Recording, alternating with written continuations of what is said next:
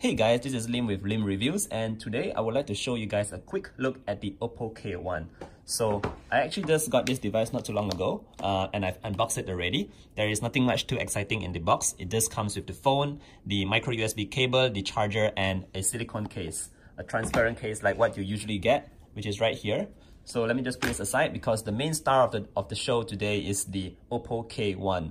So what makes this so interesting is that because this is a fairly new device and it has been launched in China for about 2 to 3 months now, but it just got launched in India and it is currently selling for 17,000 rupees. So a lot of people have been asking me to compare this with the Redmi Note 7. You guys know that I really like the Redmi Note 7 because it is such a great phone for the money it asks.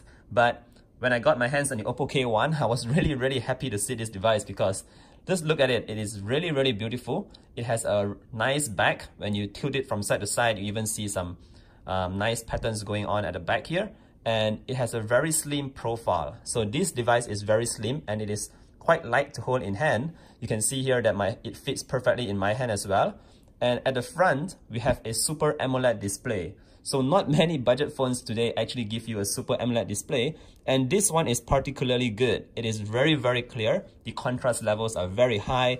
It is sharp, it is vibrant. It's just everything that you could expect from a Super AMOLED display. So I'm really impressed with this display. So one thing Oppo is advertising heavily is that the device comes with an in-display fingerprint scanner. So I've been using it for quite a bit and sometimes it works, but sometimes it doesn't work very well. As you can see here, it works on the second try, but sometimes it takes 2 or 3 tries to try to unlock the device. So like you see right now, it is not working very well. So if you ask me, I would recommend you to just use the face unlock because there you go, it is so much faster. So back to the device, let me just introduce you to more of the specifications for the Oppo K1. So powering this device is a Snapdragon 660.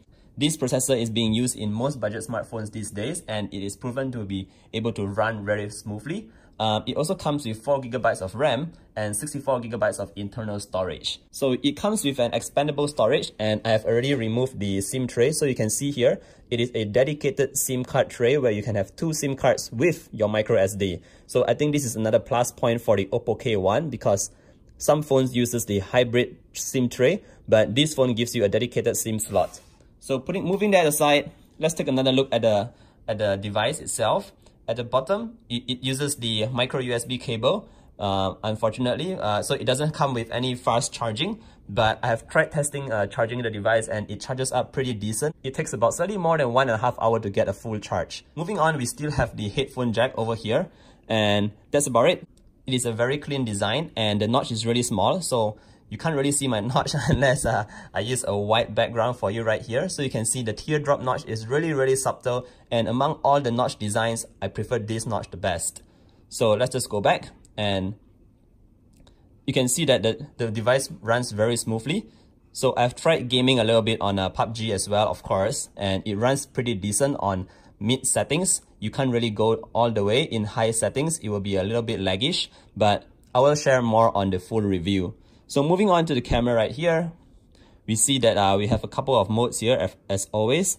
It is very standard stuff and my first impressions is that it takes some decent shots and I will share them on social media. So if you would like to see more photos, you can follow me on Instagram at Lim Reviews. So I'll show you guys more photos. Now it's just quick impressions.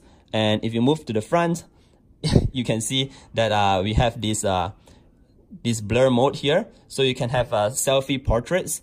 If you just tap this little teardrop here to turn on the depth effect or turn it off. So I will also be sharing more of these samples in the full review, but right now it's just a quick look at the device. Overall, I think the device is pretty good. I like the way it looks. I like the screen especially because it is so nice, especially when you're watching YouTube videos. The speakers sound decent. It's okay. It goes loud. It's a bit teeny, but I guess it's really good for the price it's asking. So overall, let me know what you guys think and what you guys want me to test out in the Oppo K1, and I will see you guys in the next video. See ya!